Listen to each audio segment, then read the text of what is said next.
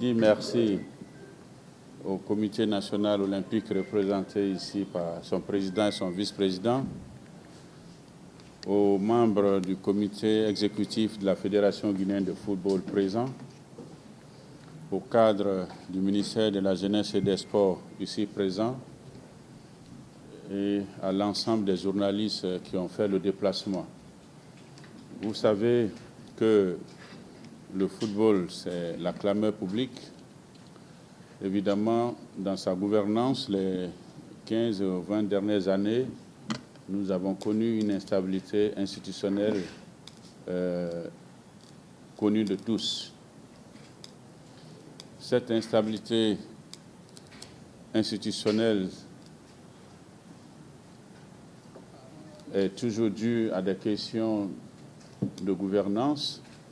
Soit c'est le président qui est contesté, soit c'est le président qui est critiqué, ou qui démissionne, ou qui est poussé à la démission, ou qui est attaqué du côté de la TAS, du côté du TAS, donc le tribunal arbitral, ainsi de suite, où il faut l'intervention de la CAF ou de la FIFA, et finalement, ou même des questions, comme vous l'avez vu, d'évocation de président. Ceci nous a même conduit à la mise en place de CONOR ces dernières années. Donc l'instabilité institutionnelle est criarde, alors que la jeunesse aime énormément le sport et c'est passionnant. Et aussi c'est un véhicule de cohésion sociale. L'autre élément aussi donc il faut absolument résoudre ce problème. Alors, comment le faire? Il faut que les acteurs se réunissent, à commencer par le ministère de tutelle, qui doit prendre ses responsabilités, et l'ensemble des acteurs.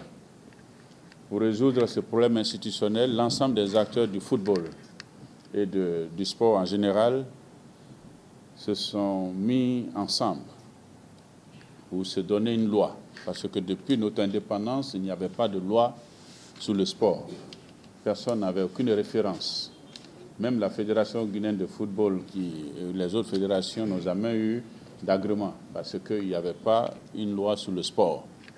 Avec le concours de chacun, le 7 mai 2021, quelques mois avant l'arrivée du CNRD au pouvoir, la famille sportive s'est dotée d'une loi, c'est la loi L 220-21 0018, Assemblée nationale du 7 mai 2021.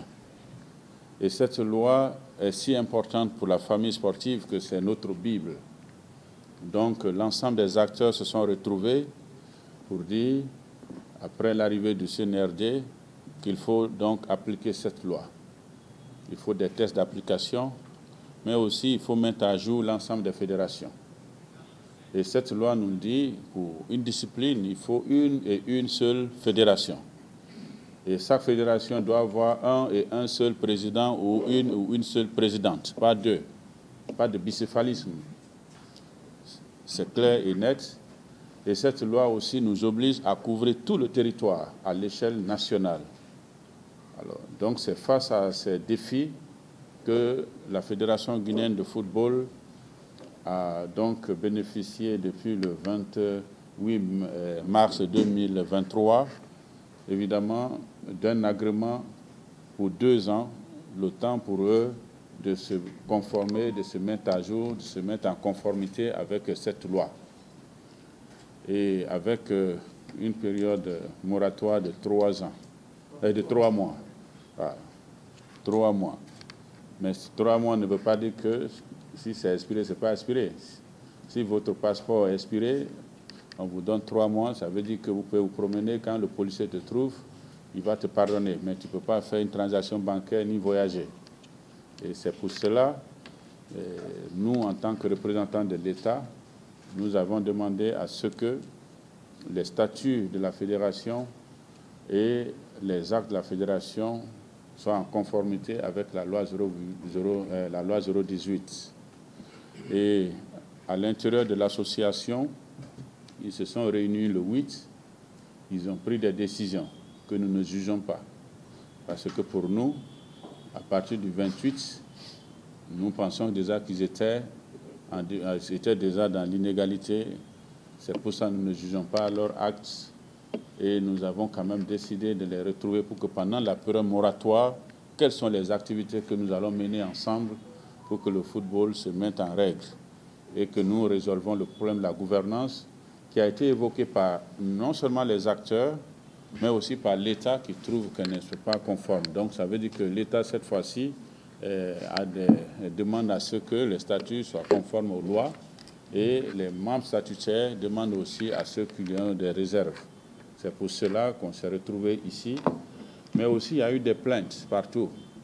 Depuis que nous avons notre football, il y a toujours des plaintes en termes de gouvernance. Chaque président qui arrive est accusé de détournement de fonds mis à la disposition de la fédération par la FIFA, ou les fonds mis à la disposition de la fédération par l'État, ou les fonds mis à la disposition de la fédération par les sponsors et les mécènes. Et généralement, quand on destitue un président, alors finalement, il part et il n'y a pas de clarification et cela pollue l'atmosphère de notre famille sportive.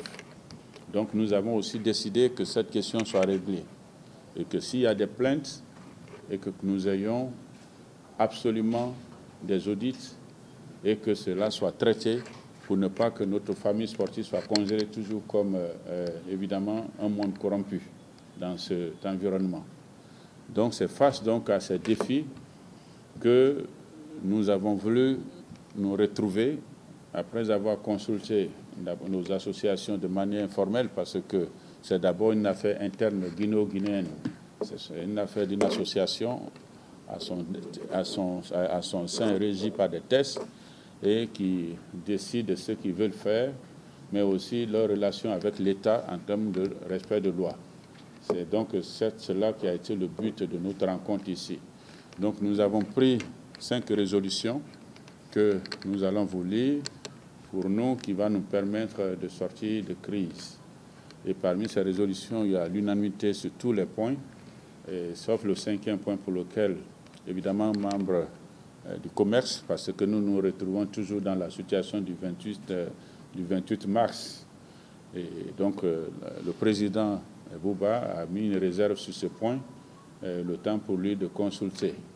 Mais sinon, tous les autres 4 points, il y a un accord. Mais sur ce point aussi, il y a un accord que pendant que cette période moratoire, que la gouvernance de la fédération soit faite par le vice-président le plus âgé, M. Sori Doumbouya.